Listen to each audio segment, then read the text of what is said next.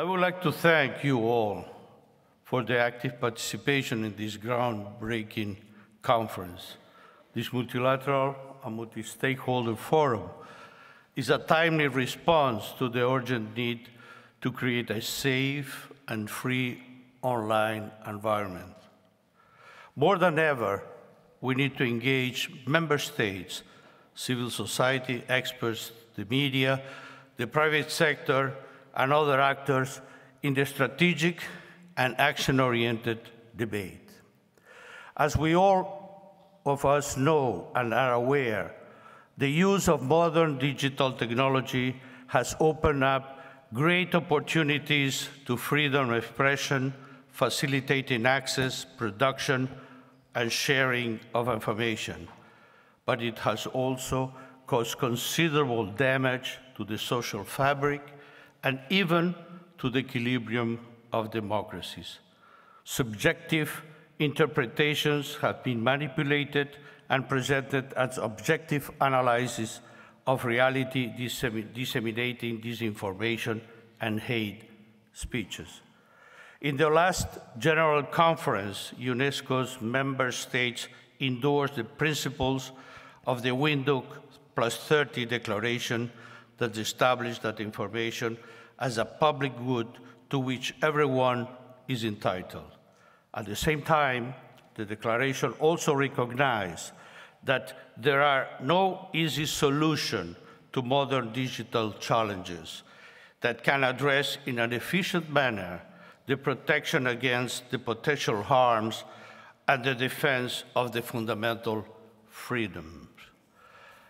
The stakes are high, but in the last 3 days, we had the opportunity to set the pace towards a better balance between regulation, responsibility, and security based on the principles of human rights.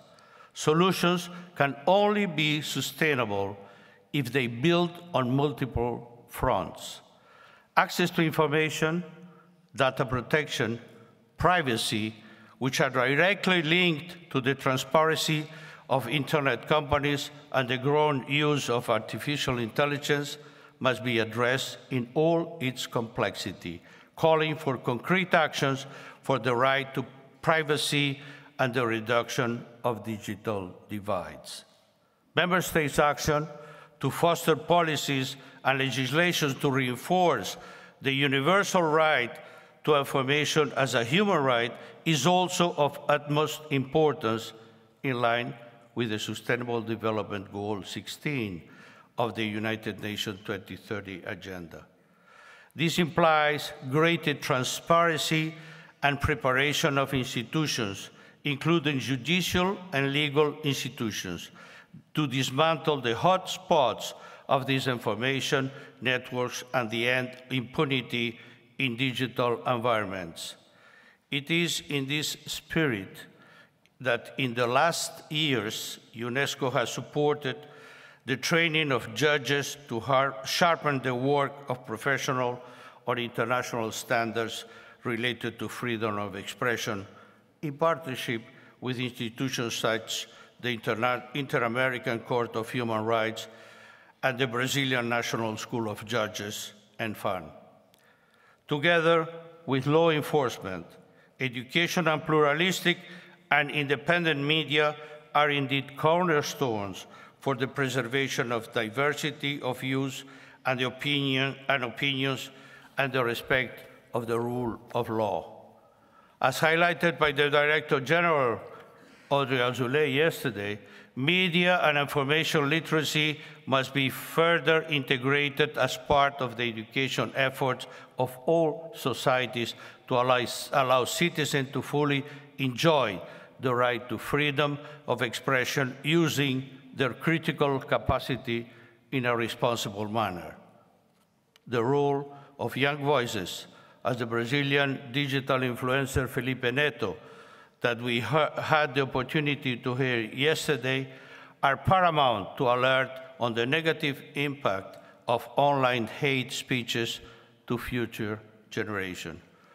More than ever, we must also count on the work of journalists to provide access to reliable information and fight against violence.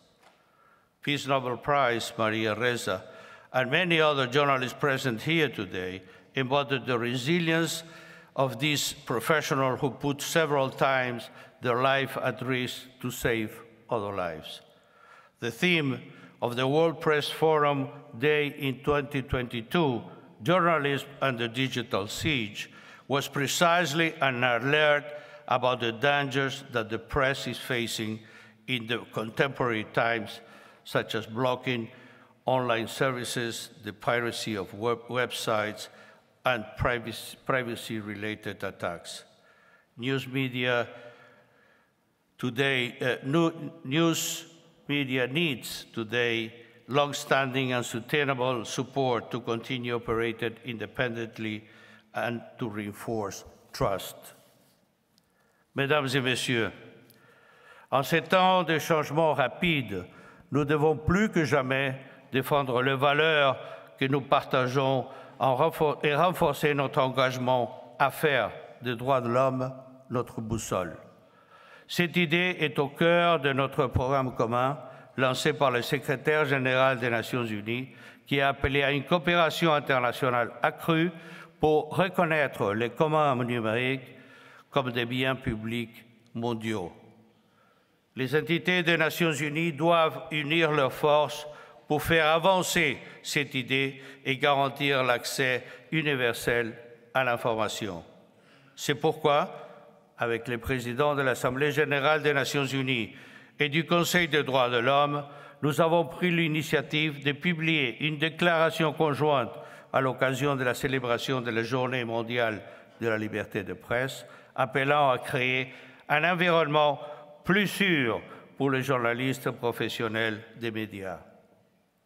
En tant qu'entité des Nations Unies chargée de la liberté d'expression, l'UNESCO doit continuer, avec le soutien des États membres, à renforcer le dialogue pour faire progresser les politiques et les lois qui préservent les médias des ingérences et des menaces, tout en garantissant l'accès universel à l'information via Internet. Un multilatéralisme fort est en effet impératif pour établir des lignes directrices mondiales de régulation des plateformes numériques qui puissent avoir un sens pour tous les pays et pour toutes les sociétés. Je suis convaincu que cette réunion apportera une contribution unique et exceptionnelle à un effort collectif pour changer l'Internet pour le mieux. Muito obrigado. Merci. Thank you.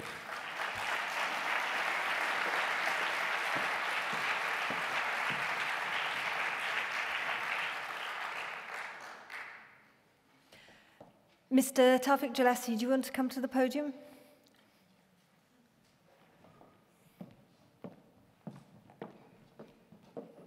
Thank you. I said yesterday, this is the way at UNESCO we deliver speeches, at the podium. Excellency, Mr. President of the General Conference of UNESCO, Excellencies, Ambassadors, Permanent Delegates, distinguished guests, esteemed speakers, ladies and gentlemen, dear colleagues. We had 2 very intense days full of rich reflections, substantial sharing of experiences and practices. You were over 4,300 people engaged with us for this important subject, how to build an internet for trust. We have received more than 1,000 comments in our consultations, and you heard from Namara that we had over 300 inputs online submitted by different stakeholders.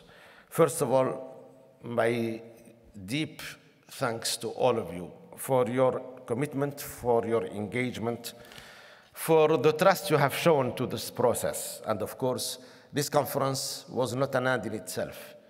This conference was a means to an end, and the road is still quite long before we can finalize and release these guidelines. Our objective was clearly to initiate and coordinate a global dialogue on such important international geopolitical societal issue centered on digital platforms regulation. As you know, we brought in voices from our 193 member states, from regulators, from civil society organizations, from academia, from the technical community, from research institutions and the private sector. This is for us a mission at UNESCO.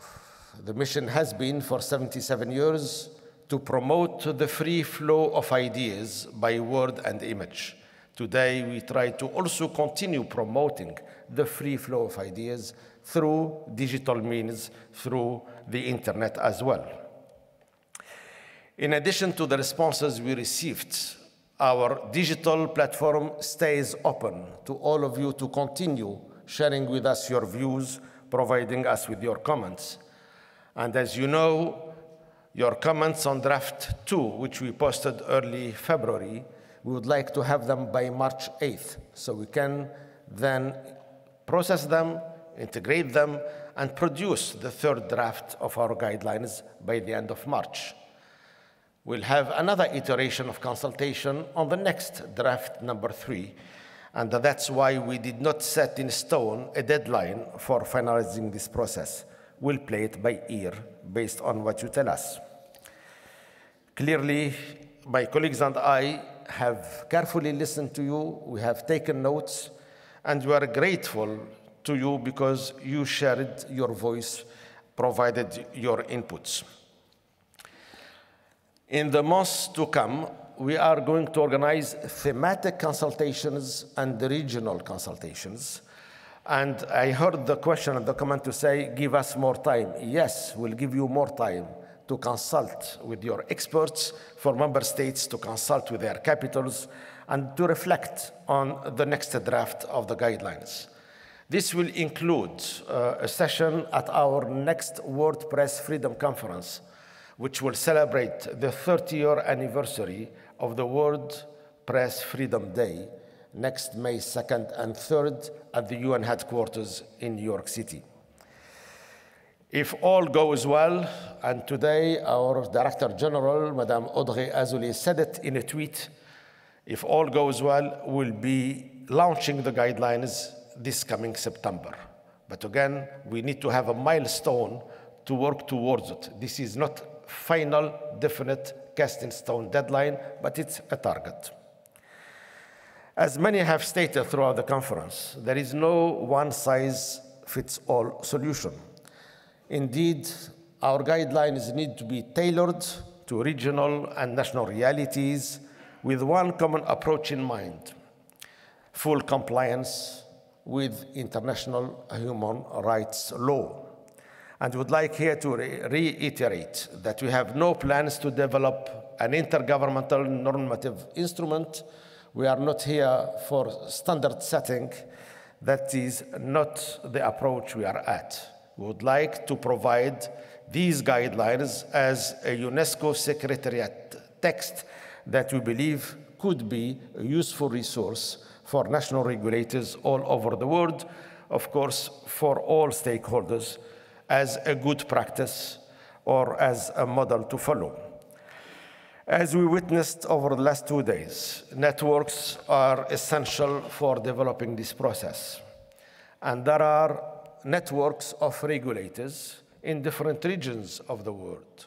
Today, I had a fruitful meeting with a number of these regional networks covering Africa, Latin America, the Francophone countries, the Mediterranean region.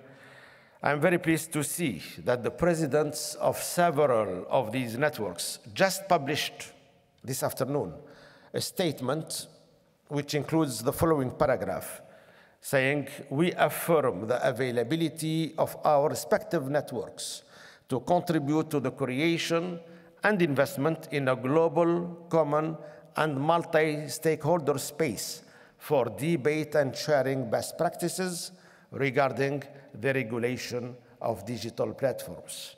This is a very important statement for us, and we'll continue engaging and working with these regional networks of regulators going forward. We hope that this conference will also provide valuable input into the ongoing processes at the international level. UNESCO will submit a summary of the key points raised in this conference to the Global Digital Compact consultation for the UN Summit for the Future in September 2024, especially the issues in applying human rights online and establishing accountability criteria regarding misleading and harmful content. We'll also participate in the just set up working group on information integrity, and we believe that our guidelines could serve as useful input to these international and UN processes. On behalf of UNESCO, before I close, I would like to warmly thank all the speakers and participants, both being with us in person, but also connected online, for your commitment and for your active participation in our ongoing dialogue. Let me also thank some of our key donors, member states, but also the multi-donor program for freedom of expression and safety of journalists, the European Union, and the Alana Institute. I would like also to thank my UNESCO colleagues who have worked very hard for many months to put together this important event. Namely, I would like to thank the department in charge of conferences and languages, the technical support, the interpreters who have accompanied us for the last 3 days,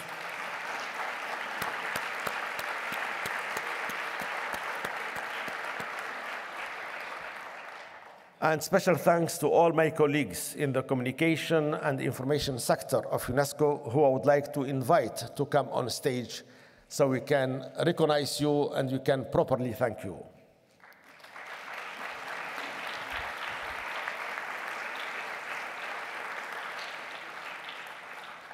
I don't see the colleagues. Where are they? Are they still very busy at work? Please, colleagues, come forward. Come on stage.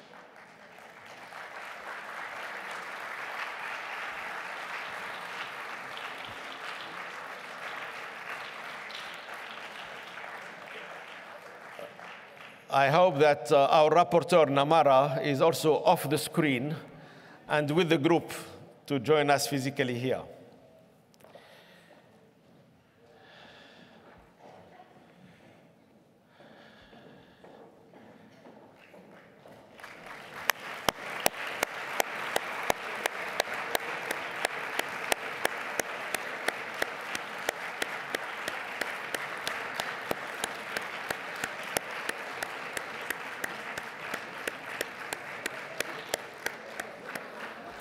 As you can see, it's not just 5 people who put together this conference.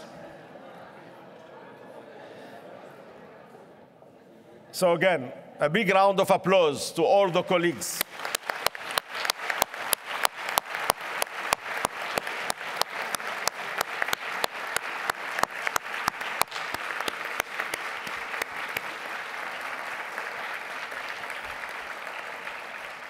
Colleagues, I'll join you in 1 minute because I want to be part of the picture. So to all of you, participants, speakers, online and physically with us, please stay tuned. Please continue contributing to what could be a very important, hopefully groundbreaking set of guidelines. Enjoy the rest of your stay in Paris and safe travel back home.